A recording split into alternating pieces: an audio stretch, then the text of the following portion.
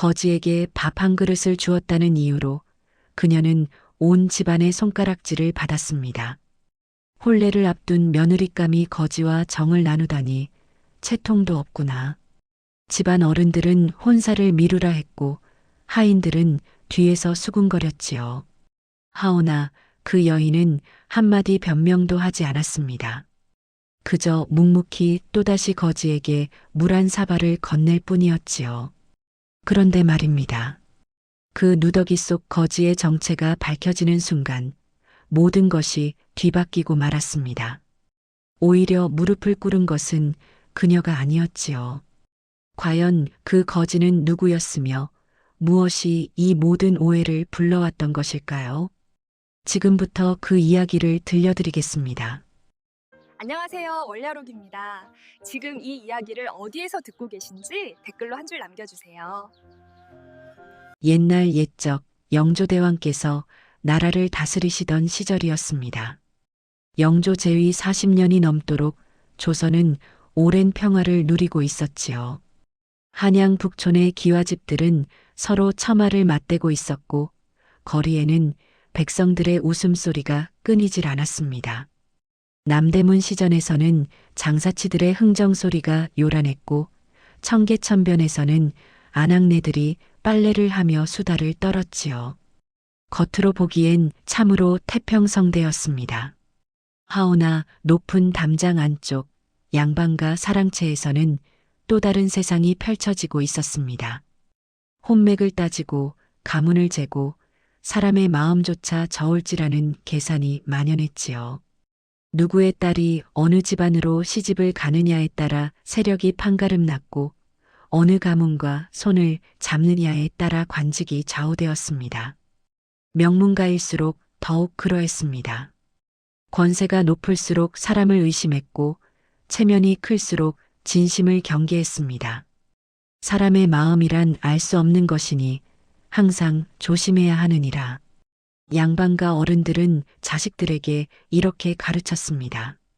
재물을 보고 다가오는 이가 있고 권세를 좇아 고개 숙이는 이가 있으며 가문의 이름만 보고 혼인을 청하는 이가 있다고 말입니다. 과연 이 태평성대 한복판에서 사람의 참마음을 어찌 알아볼 수 있겠습니까? 이것이 바로 한양 양반가의 그늘이었습니다. 이 한양 북촌 삼청동 어귀에 정삼품 대감 이경원의 저택이 있었습니다. 대감 이경원은 영조대왕의 총애를 받는 신하로 호조판서를 역임한 바 있는 명망 높은 인물이었지요. 청렴 결백하기로 소문났고 백성을 사랑하는 마음이 깊어 한양에서 존경받는 대감이었습니다.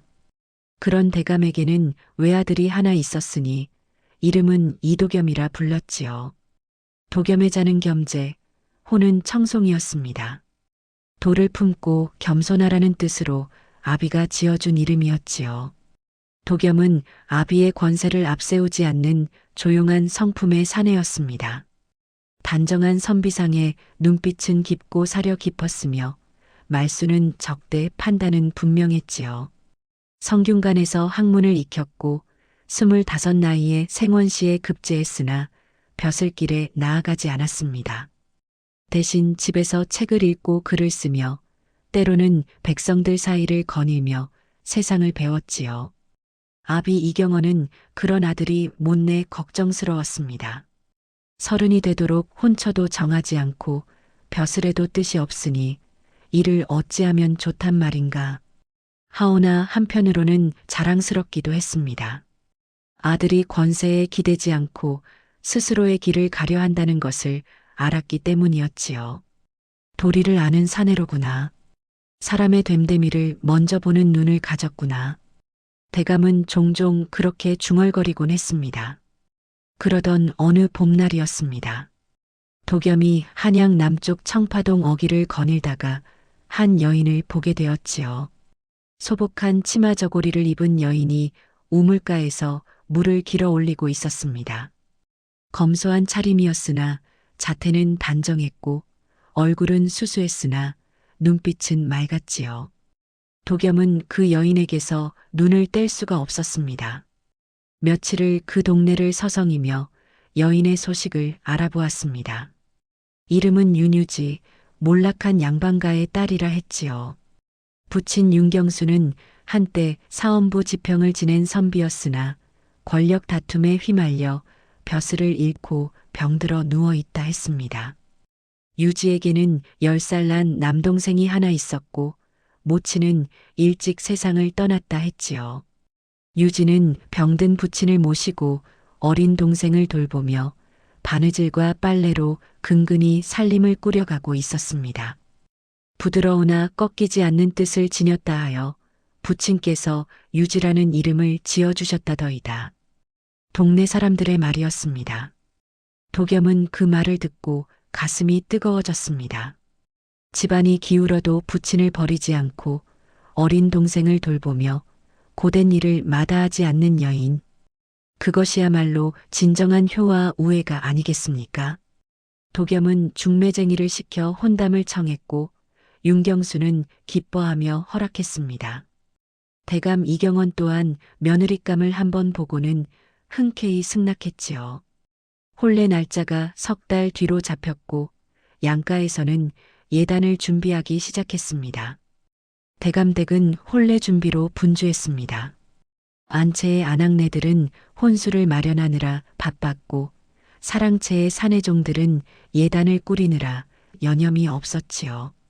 비단과 명주를 장만하고 은가락지와 비녀를 준비했습니다. 곡식과 포목도 수십 섬을 쌓아두었지요.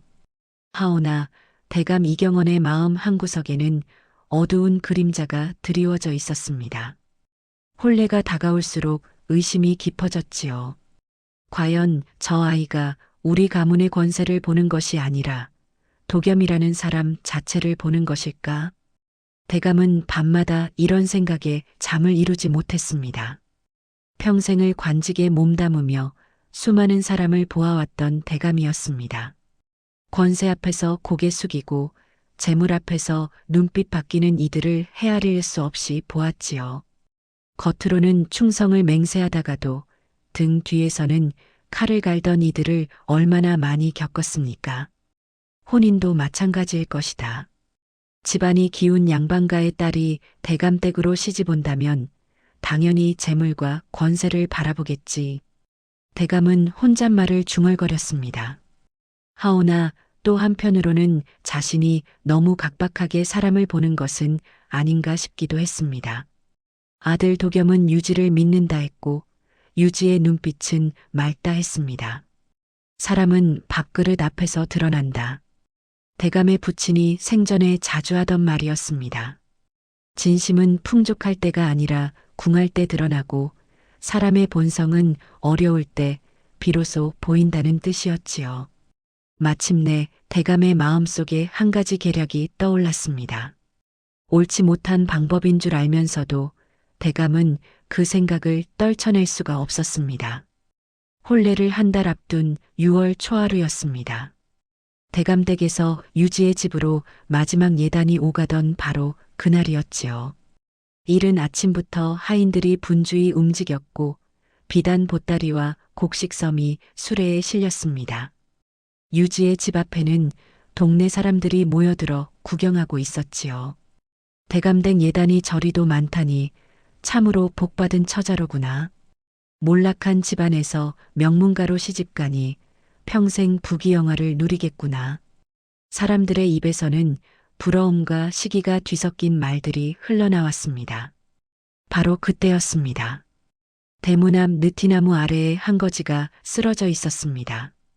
누더기를 걸친 몰골에 얼굴은 때로 뒤덮여 있었고 머리카락은 헝클어져 있었지요.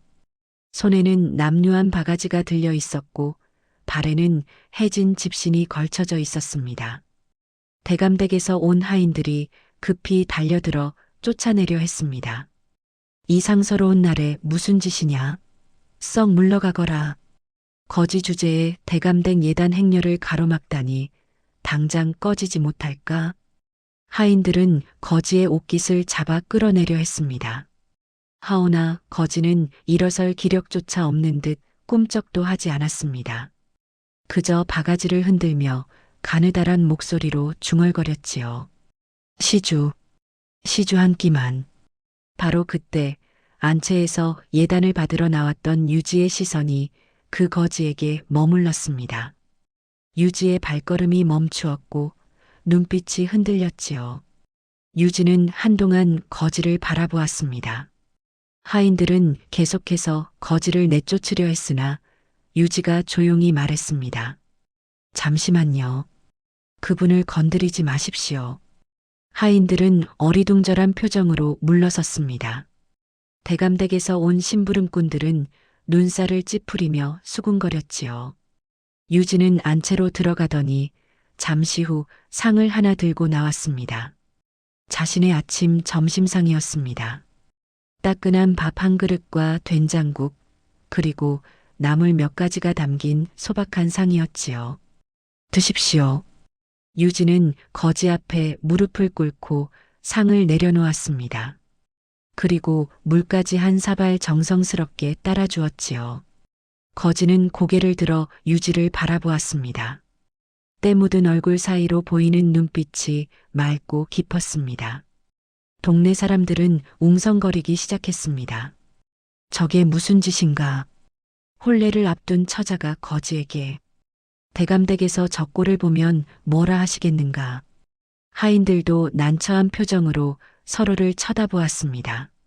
하오나 유지는 아랑곳하지 않았습니다. 다만 거지가 편히 먹을 수 있도록 옆으로 물러나 앉았을 뿐이었지요. 거지는 떨리는 손으로 밥을 받아들었습니다. 한 숟가락 한 숟가락 천천히 떠먹으며 눈을 감고 음미했습니다. 마치 평생 먹어본 밥 중 가장 귀한 밥인 양 소중히 여겼지요. 국도 한 모금씩 조심스럽게 마셨고 나물도 하나도 남기지 않고 다 먹었습니다.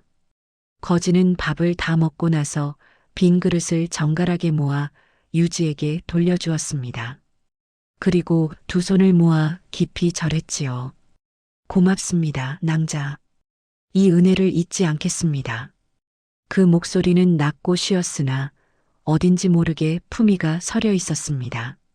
유지는 고개를 끄덕이고 빈 그릇을 들고 일어섰습니다. 대감댁 심부름꾼들은 서둘러 예단을 내려놓고 떠나버렸지요. 그날 저녁 소문이 한양 전체로 퍼져나가기 시작했습니다. 그로부터 며칠이 지났습니다. 이상한 일이 벌어졌지요. 그 거지가 유지의 집 대문 근처를 떠나지 않는 것이었습니다. 멀찍이 담장 아래 웅크리고 앉아 아침부터 저녁까지 그 자리를 지켰습니다. 비가 오면 처마 끝에 몸을 숨겼고 해가 뜨거우면 느티나무 그늘에 앉았지요. 하오나 절대 대문 안으로 들어오려 하지 않았고 무엇을 달라고 청하지도 않았습니다. 유지가 문 밖으로 나올 때마다 거지는 공손히 고개를 숙였습니다.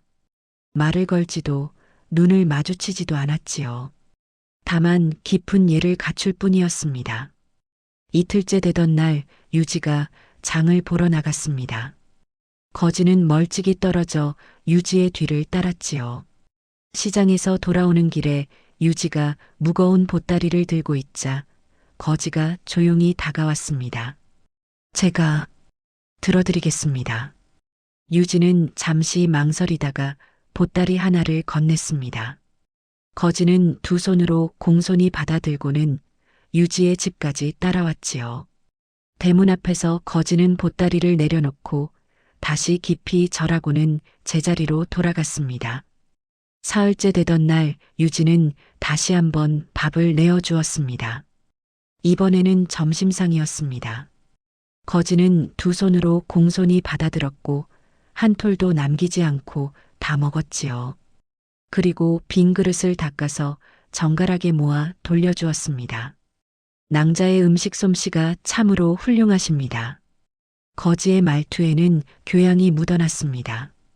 유지는 그 점이 묘하게 느껴졌지요. 나흘째 유지가 빨래를 하러 우물가에 갔습니다.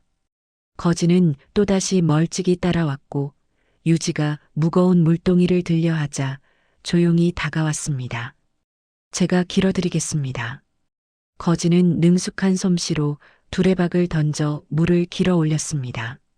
그 손놀림이 예사롭지 않았지요. 동네 아낙네들이 수군거렸습니다.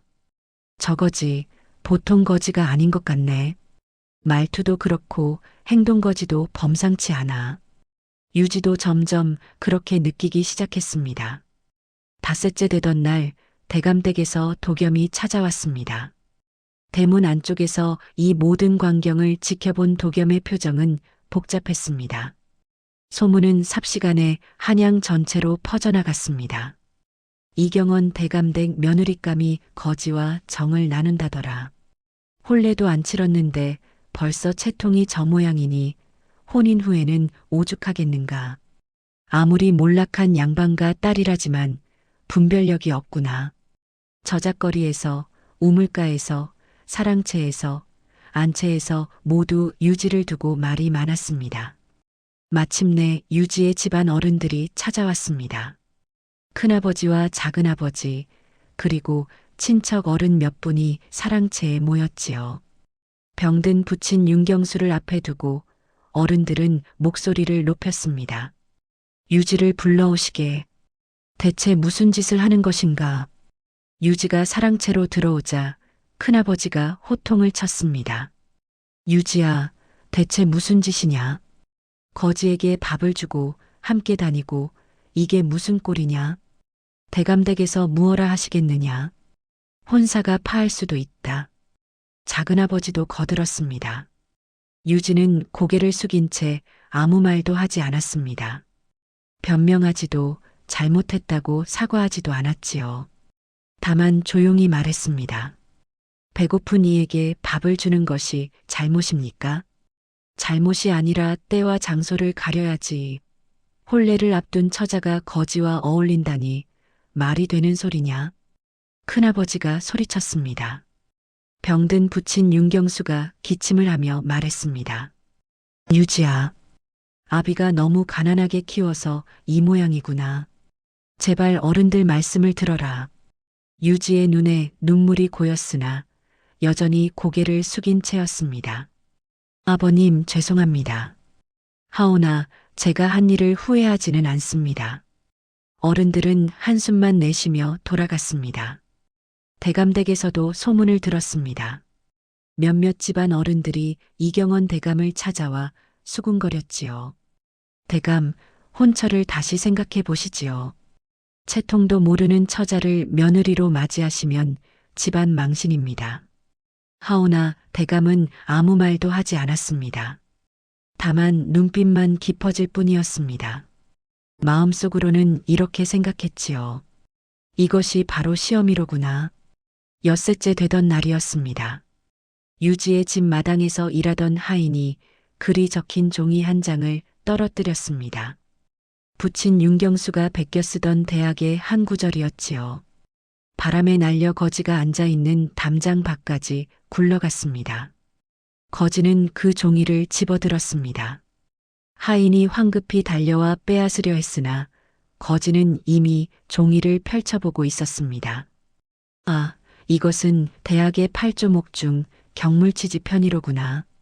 거지의 입에서 또렷한 목소리가 흘러나왔습니다. 물류본말 사유종시 지소선후 즉근도에.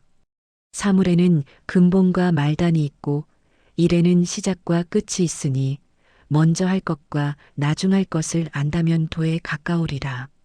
거지는 종이에 적힌 글귀를 줄줄 읊었습니다. 하인은 그 자리에 얼어붙었지요.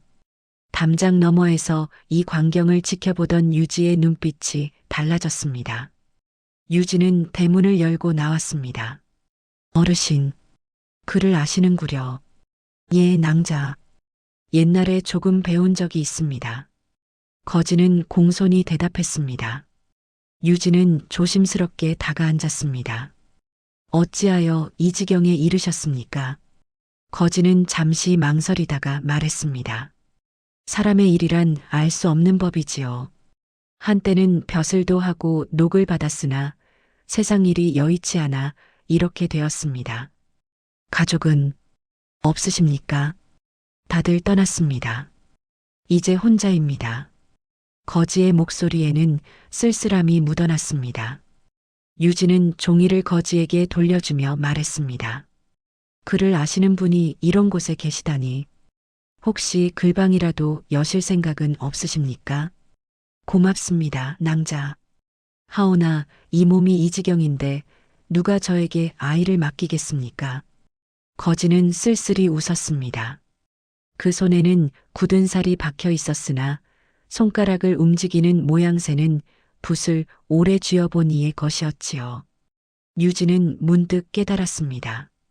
이 거지는 범상한 이가 아니라는 것을, 그리고 어쩌면 자신보다 훨씬 학식이 깊은 이일지도 모른다는 것을 말입니다. 그날 밤 유진은 부친에게 말했습니다. 아버님, 대문 앞에 거지분이 글을 아십니다.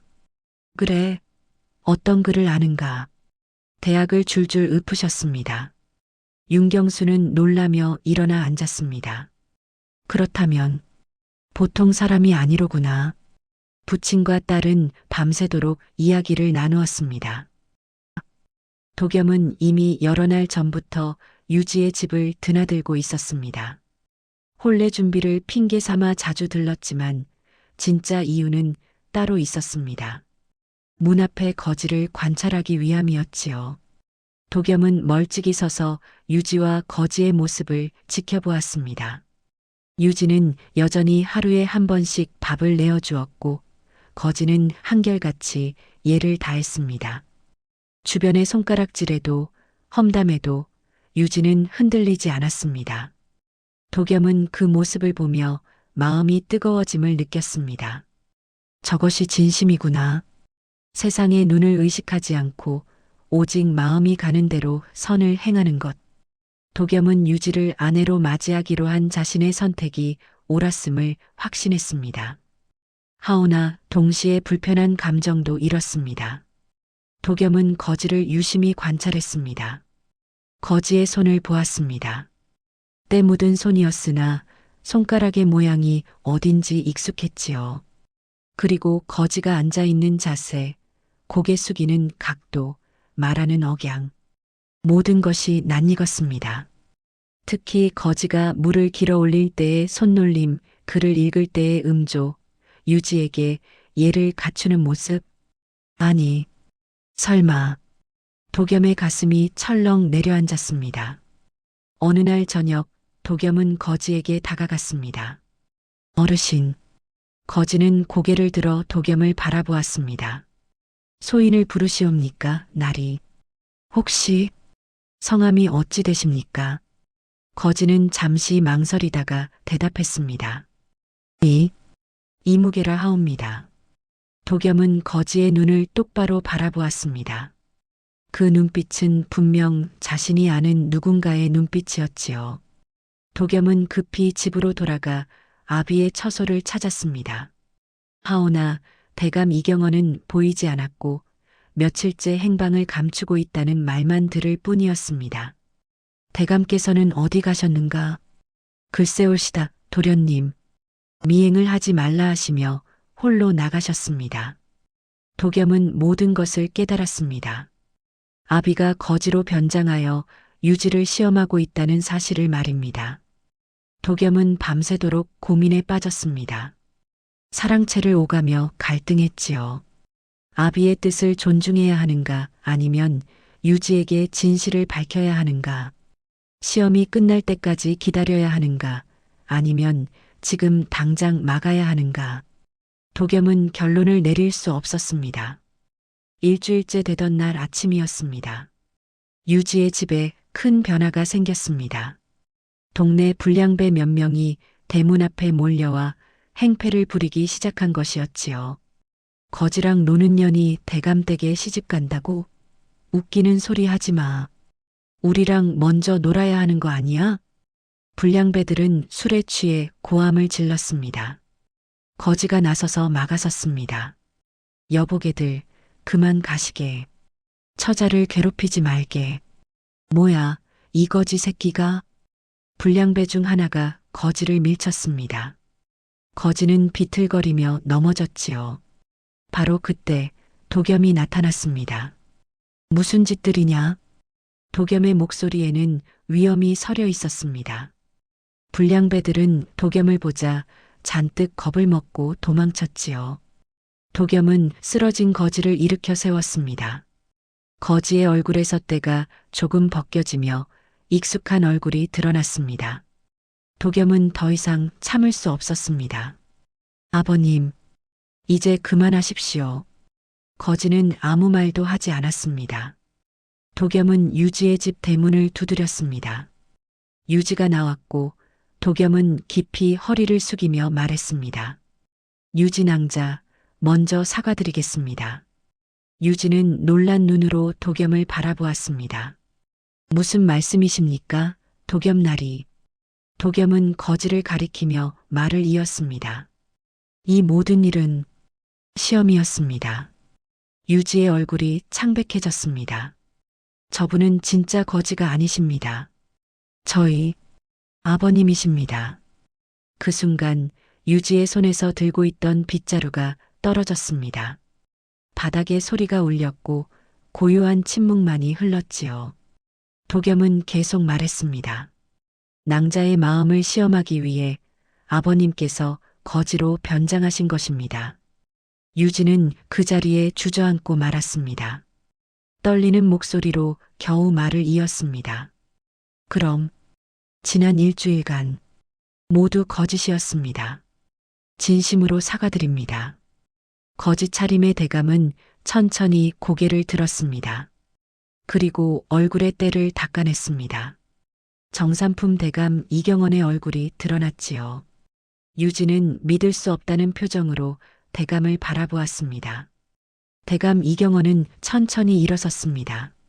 누더기를 벗어던지자 그 아래에는 정갈한 옷이 입혀져 있었고 정삼품 대감의 위엄이 고스란히 드러났지요. 유지는 그 모습을 보고 숨이 막혔습니다. 일주일 동안 자신이 밥을 주고 물을 길어주고 함께 걸었던 그 거지가 바로 시아버지가 될 사람이었다니.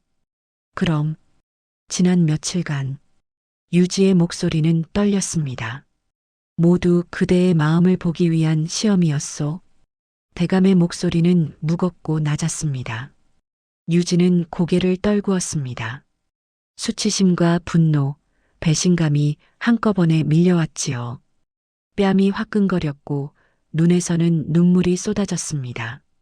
사람을 이렇게 속여서 본 마음이 참이겠습니까? 유지의 목소리는 떨렸으나 또렷했습니다. 저는 거지라 생각했기에 밥을 준 것이 아닙니다. 대감이기에 준 것도 아닙니다. 그저 배고픈 사람이기에 준 것입니다. 그것을 알고 싶었소. 대감이 말했습니다. 권세를 보고 다가오는 이가 아닌 사람을 보는 이인지 알고 싶었소. 재물을 탐하는 이가 아닌 진심을 지닌 이인지 확인하고 싶었소. 유지는 고개를 저었습니다. 하오나 시험으로 사람의 마음을 잰다면 그것은 이미 신뢰가 아닙니다. 믿음이 없는 곳에서 시작된 혼인이 무슨 의미가 있겠습니까? 대감은 아무 말도 하지 못했습니다. 유지는 일어서서 대감을 똑바로 바라보았습니다. 눈에는 눈물이 가득했으나 목소리는 단호했지요. 혼사는 파하겠습니다. 유진 왕자. 도겸이 다급히 불렀으나 유지는 고개를 저었습니다. 도겸나리, 죄송합니다. 하오나 저는 시험받는 며느리가 되고 싶지 않습니다. 의심 속에서 살고 싶지 않습니다. 유지는 돌아서서 집 안으로 들어가려 했습니다. 대감이 불렀습니다. 유진 왕자, 잠깐만. 하오나 유지는 돌아보지 않았습니다. 대문이 닫히는 소리가 크게 울렸고 대감과 도겸은 그 앞에 멍하니 서 있었습니다. 도겸이 아비를 바라보았습니다. 아버님, 이제 어찌하시렵니까? 대감은 아무 말도 하지 못했습니다. 다만 고개를 떨구고 깊은 한숨만 내쉴 뿐이었지요. 그날 밤 유지는 방에서 홀로 울었습니다. 기쁨이 컸던 만큼 배신감도 컸고 설렘이 컸던 만큼 상처도 컸습니다. 병든 부친이 방문을 두드렸으나 유지는 문을 열지 않았습니다. 다음 날 아침 대감댁은 발칵 뒤집혔습니다. 유지가 혼사를 파한다는 소식이 전해지자 집안 어른들이 모두 모여들었습니다. 대감, 이게 무슨 일이십니까? 명문가의 체면이 어찌 되겠습니까? 온 한양이 웃음거리가 될 것입니다. 어른들은 저마다 목소리를 높였습니다. 하오나 대감은 사랑채에 홀로 앉아 아무 말도 하지 않았습니다. 다만 창밖을 바라보며 깊은 생각에 잠겼을 뿐이었지요. 안채의 부인들도 수군거렸습니다. 대감께서 무슨 생각으로 그런 짓을 하셨는지, 아무리 며느리감을 시험하고 싶으셨다 한들 방법이 너무 심하셨어. 도겸은 아비를 찾아갔습니다. 사랑채 문을 열고 들어가 아비 앞에 무릎을 꿇었습니다. 아버님, 잘못하셨습니다. 도겸의 목소리에는 원망이 서려 있었습니다. 시험은 사람을 가르는 칼이 될 수 있습니다. 유진왕자는 진심으로 선을 행했는데 그 선을 시험이라는 이름으로 더럽히셨습니다. 대감은 고개를 들어 아들을 바라보았습니다. 아들의 눈에 비친 자신의 모습이 추하게 보였지요. 내가 잘못했단 말이냐? 그렇습니다, 아버님. 도겸은 단호하게 말했습니다. 사람을 시험하는 것은 그 사람을 믿지 않는다는 뜻입니다. 믿음이 없다면 혼인도 의미가 없습니다. 대감은 고개를 떨구었습니다. 평생을 관직에 몸담으며 수많은 사람을 대해왔으나 정작 사람의 마음을 대하는 법은 몰랐던 것입니다.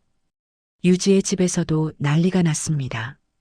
병든 부친 윤경수는 딸을 붙잡고 울었습니다. 유지야, 제발 다시 생각해보거라. 대감댁과의 혼사를 파하면 우리 집안은 완전히 망한다. 친척들도 모두 몰려와 유지를 탓했습니다. 내가 거지에게 밥을 주지 않았으면 이런 일이 없었을 것 아니냐. 대감께서 시험하신 것인데 왜 화를 내느냐. 오히려 영광으로 알아야지. 하오나 유지는 꿋꿋했습니다. 존중받지 못할 혼인이라면 하지 않는 것이 낫습니다. 이 철없는 것이 내 고집 때문에 집안이 망하는 것을 모르느냐. 큰아버지가 소리쳤으나 유지는 흔들리지 않았습니다. 어린 동생이 누나의 치마를 잡고 울었습니다. 누나, 우리 어떻게 돼요? 유지는 동생을 안아주며 눈물을 흘렸습니다. 하오나 결심만큼은 바꾸지 않았지요. 소문은 삽시간에 온 한양을 뒤덮었습니다. 이경원 대감이 거지로 변장해 며느리감을 시험했다가 혼사가 파했다는 이야기가 저작거리마다 오르내렸지요. 대감이 거지 행세를 했다니 참으로 기이한 일이로구나. 그 며느리감도 대단하네. 혼사를 파하다니. 사람들의 반응은 갈렸습니다. 어떤 이는 대감의 지혜를 칭찬했고 어떤 이는 유지의 용기를 높이 샀습니다. 하오나 또 어떤 이는 대감을 비웃었고 또 어떤 이는 유지를 어리석다 했습니다. 이 틈을 노리는 이들이 나타났습니다. 대감의 정적들이었지요. 좌의정 김시영이 상소를 올렸습니다.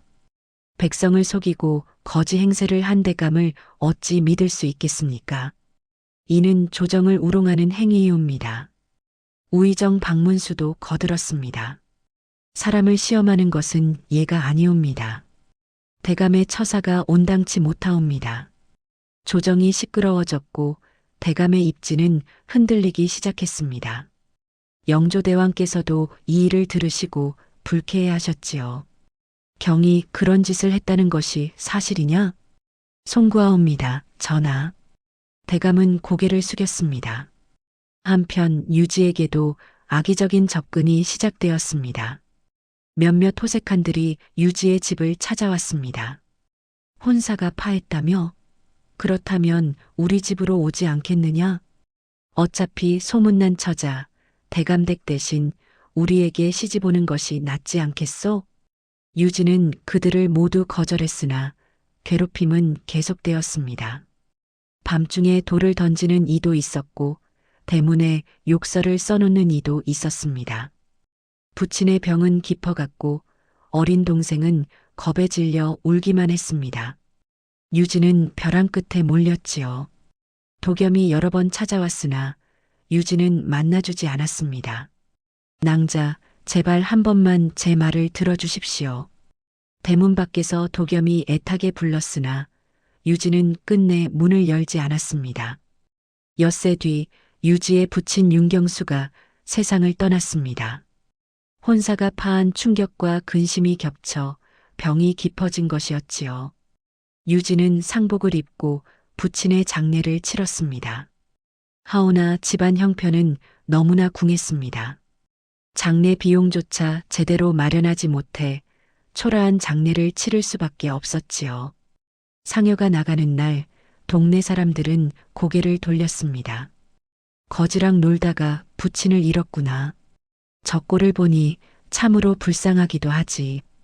유진은 그런 시선을 견디며 부친을 모셨습니다. 장례를 치르고 나니 집안에는 빚쟁이들이 몰려왔습니다. 장례 비용 빌려간 돈 갚아. 집이라도 내놓지 않으면 안 돼.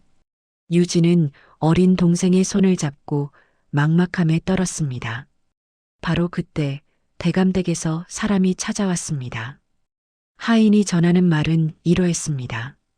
대감께서 부의금을 보내셨습니다. 그리고 빚도 모두 갚아드리고 집 문제도 해결해드리겠다 하십니다. 유진은 고개를 저었습니다. 돌려드리십시오. 저는 동정이 필요한 것이 아닙니다. 하오나 낭자, 제발 가주십시오. 유진은 단호하게 말했습니다. 하인은 난감한 표정으로 물러갔습니다. 이틀 뒤 도겸이 직접 찾아왔습니다.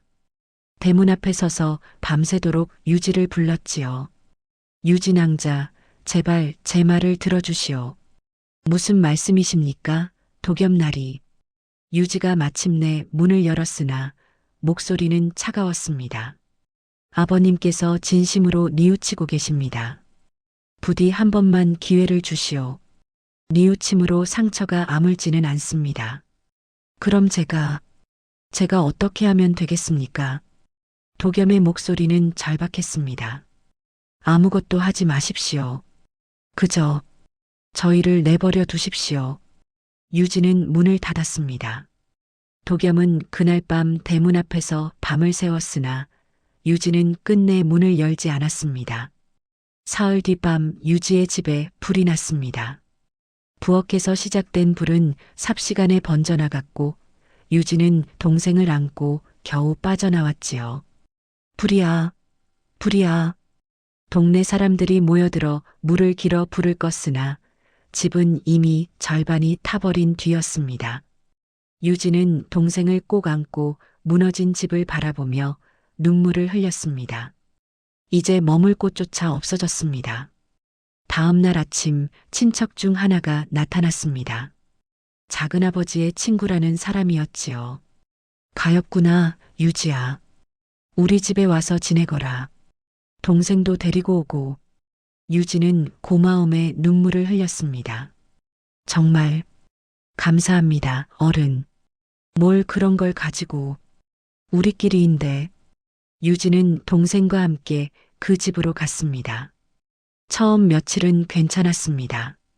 밥도 주고 잠자리도 마련해 주었지요. 하오나 일주일이 지나자 분위기가 달라지기 시작했습니다. 유지야, 이제 슬슬 내가 돈을 벌어야 하지 않겠느냐. 예, 어른. 바느질이든 빨래든 무엇이든 하겠습니다. 그런 것으로는 안 돼. 이 예쁜 얼굴로 돈을 벌어야지. 친척은 음흉한 눈빛으로 유지를 훑어보았습니다. 유지는 불길한 예감이 들었습니다. 무슨 말씀이신지. 내일 좋은 곳을 소개해 주마. 거기 가면 돈을 많이 벌 수 있어. 다음 날 친척은 유지를 기생집으로 데려가려 했습니다. 여기가 어디입니까? 여기서 일하면 돼.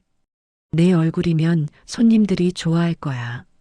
유지는 그제야 모든 것을 깨달았습니다. 불도 우연이 아니었고 친척의 호의도 거짓이었던 것을 말입니다. 안 됩니다. 동생을 돌려주세요. 동생? 그 애는 이미 다른 집에 팔았어. 뭐라고요? 유진은 친척의 멱살을 잡았으나 기생집 사내들이 달려들어 유지를 붙잡았습니다. 유진은 발버둥 치며 소리쳤습니다. 놓으세요. 동생을 돌려주세요. 하오나 아무도 유지의 말을 들어주지 않았습니다. 그날 밤 유진은 기생집 방에 갇혔습니다. 문은 밖에서 잠겼고 창문에는 창살이 쳐져 있었지요. 유진은 밤새도록 울며 동생을 생각했습니다. 어린 동생이 어디로 팔려갔을지, 무사한지, 두렵지는 않은지. 다음 날 아침 기생집 주인이 방문을 열고 들어왔습니다. 오늘 밤부터 손님을 받아야 한다. 안 됩니다. 안 된다고? 내 동생 찾고 싶지 않으냐? 유진은 그 말에 숨이 막혔습니다. 동생을 어디로? 말 잘 들으면 알려주지. 거역하면 영영 못 만날 거야. 유진은 절망에 빠졌습니다. 방안을 오가며 탈출할 방법을 찾았으나 아무 길도 보이지 않았지요. 저녁이 되자 기생집 아낙네들이 유지를 꾸미기 시작했습니다. 화장을 하고 비단옷을 입히고 머리를 올렸습니다. 유지는 거울 속 자신의 모습을 보며 눈물을 흘렸습니다. 바로 그때 밖에서 소란이 일어났습니다. 이 집에 윤유지라는 여인이 있느냐? 도겸의 목소리였습니다. 유지는 벌떡 일어나 문을 두드렸습니다. 도겸날이 여기 있습니다. 도겸은 문을 박차고 들어왔고 기생집 사내들을 제압했습니다. 포졸들도 함께 들이닥쳤지요. 이 집을 수색하라. 불법으로 여인을 가둔 혐의다. 도겸은 유지를 발견하고 달려왔습니다. 낭자 무사하십니까? 유지는 도겸의 품에 쓰러지며 울음을 터뜨렸습니다. 제 동생을 찾아주세요. 걱정 마십시오. 이미 찾았습니다. 도겸은 밖을 가리켰고 포졸 한 명이 유지의 동생을 안고 들어왔습니다. 누나. 동생은 울며 유지에게 달려왔고 남매는 서로를 껴안고 울었습니다. 기생집은 폐쇄되었고 주인과 친척은 모두 잡혀갔습니다. 도겸은 유지를 별채로 데려갔습니다. 대감댁의 별채는 조용하고 깨끗했습니다. 노파가 죽을 끓여주었고 따뜻한 이불을 덮어주었지요. 유지는 동생과 함께 며칠을 별채에서 지냈습니다. 몸을 추스르고 마음을 가라앉히는 시간이었습니다. 사흘째 되던 날 대감이 별채를 찾아왔습니다. 유지는 고개를 숙인 채 말이 없었습니다. 대감은 한동안 서 있다가 유지 앞에 무릎을 꿇었습니다. 그 모습에 유지는 깜짝 놀라 고개를 들었지요. 정삼품 대감이 한낱 몰락한 양반가의 딸 앞에 무릎을 꿇고 있었습니다. 용서하시오, 유진왕자. 대감의 목소리는 떨렸습니다. 대감의 이마에서는 땀이 흘렀고 목소리는 떨렸습니다. 내가 잘못했소. 그대를 시험한 것도 그대의 진심을 의심한 것도 모두 나의 잘못이었소. 일어나십시오, 대감. 유진은 당황하며 말했습니다. 아니요. 이것이 내가 할 수 있는 유일한 속죄요. 대감은 이 말을 바닥에 댔습니다. 그대는 옳았소. 시험으로 사람의 마음을 잰다면 그것은 이미 신뢰가 아니오. 나는 그것을 뼈저리게 깨달았소. 유지의 눈에서 눈물이 흘렀습니다. 대감, 그대가 거지에게 밥 한 그릇을 준 것은 거지이기 때문이 아니라 배고픈 사람이었기 때문이라 했지요. 나는 그 말을 이제야 이해했소. 대감은 고개를 들었습니다. 사람을 보는 것은 시험이 아니라 신뢰에서 시작되는 것이었소. 믿음이 먼저이고 시험은 필요 없는 것이었소. 대감은 품에서 무언가를 꺼냈습니다. 작은 옥비녀였습니다. 유진은 눈을 크게 떴습니다. 이것을 어찌 이것을 기억하시오? 그것은 유지가 어릴 적 돌아가신 어머니께 받은 유일한 유품이었습니다. 불이 난 집에서 잃어버렸다고 생각했던 비녀였지요. 제 비녀가 어찌 대감께서 그날 밤 불난 집에 내가 들어갔소. 그대와 동생을 구하려 했으나 이미 빠져나온 뒤였지요. 하오나 방 안에서 이것을 발견했소. 대감은 비녀를 유지의 손에 쥐어주었습니다. 그대의 어머니 유품이라는 것을 도겸에게 듣고 알았소. 그래서 간직하고 있었지요. 유지는 비녀를 꼭 쥐고 눈물을 흘렸습니다. 대감은 계속 말했습니다. 첫날 그대가 내게 밥 한 그릇을 주었을 때를 기억하시오? 유지는 고개를 끄덕였습니다. 그때 나는 알았소. 그대의 눈에는 권세도 신분도 보이지 않았다는 것을 말이오. 오직 배고픈 사람만 보였지요. 사실 시험은 그날로 이미 끝났소. 나는 그날 그대의 마음을 분명히 보았소. 하오나 어리석게도 나는 계속해서 확인하려 했지요. 대감의 눈에 눈물이 고였습니다. 그대가 소문에도 손가락질에도 흔들리지 않고 계속해서 밥을 내어준 것을 보았소. 그를 아는 것을 알고도 여전히 예를 다한 것을 보았소. 그것으로 충분했소. 대감, 그럼에도 내가 진실을 밝히지 않은 것은 교만 때문이었소. 내가 시험하는 자라는 교만, 내가 판단하는 자라는 교만 말이오. 대감은 다시 한번 깊이 허리를 숙였습니다. 이제라도 그대에게 진심을 전하고 싶소. 부디 우리 집 며느리가 되어주시오. 시험받는 며느리가 아니라 존중받는 며느리로 말이오. 유지는 한동안 말이 없었습니다. 마음속에서 무언가가 천천히 녹아내리는 것을 느꼈지요. 분노도 서러움도 배신감도 조금씩 사라지고 있었습니다. 유지는 조용히 말을 시작했습니다. 저는 시험 받는 것이 두렵지 않습니다. 다만 믿지 못하는 마음으로 맺어지는 것이 두려울 뿐입니다. 이제는 믿소. 대감이 말했습니다. 그대를 그리고 그대의 마음을 온전히 믿소. 다시는 의심하지 않겠소. 유지는 고개를 들어 대감을 바라보았습니다. 그 눈빛에는 이제 의심이 아닌 진심이 담겨 있었지요. 그렇다면 유지는 천천히 말했습니다. 혼례를 올리겠습니다. 하오나 한 가지 조건이 있습니다. 무엇이든 들어주겠소. 앞으로는 저를 시험하지 마십시오. 그리고 제가 하는 선택을 믿어주십시오. 대감은 고개를 끄덕였습니다. 약속하겠소. 그대를 한 사람으로 존중하겠소. 도겸이 별채 밖에서 이 모든 대화를 듣고 있었습니다. 가슴이 뜨거워졌지요. 한 달 뒤 혼례가 성대하게 치러졌습니다. 이번에는 어떤 시험도 의심도 없었습니다. 온 한양이 축하했고 영조대왕께서도 선물을 하사하셨습니다. 대감은 유지를 며느리가 아닌 존중받아야 할 한 사람으로 대했습니다. 유지는 대감댁의 안주인이 되었으나 그 이전에 한 명의 인간으로 존중받았지요. 첫날 밤 도겸은 유지에게 말했습니다. 고맙소 유지. 그대 덕분에 우리 집안이 바뀌었소. 무슨 말씀이십니까? 권세와 체면만 중요하게 여기던 집안이 이제는 사람을 보게 되었소. 유지는 웃으며 대답했습니다. 저 또한 배웠습니다. 어려움 속에서도 흔들리지 않는 법을 말입니다. 조정의 정적들은 이 일을 빌미로 대감을 공격하려 했으나 오히려 백성들이 대감을 옹호했습니다. 거지로 변장해서라도 진심을 알아보려 한 대감이야말로 진정한 어른이다. 잘못을 깨닫고 무릎까지 꿇으셨다니 그야말로 대장부로다. 백성들의 지지에 힘입어 대감의 입지는 오히려 더욱 굳건해졌습니다.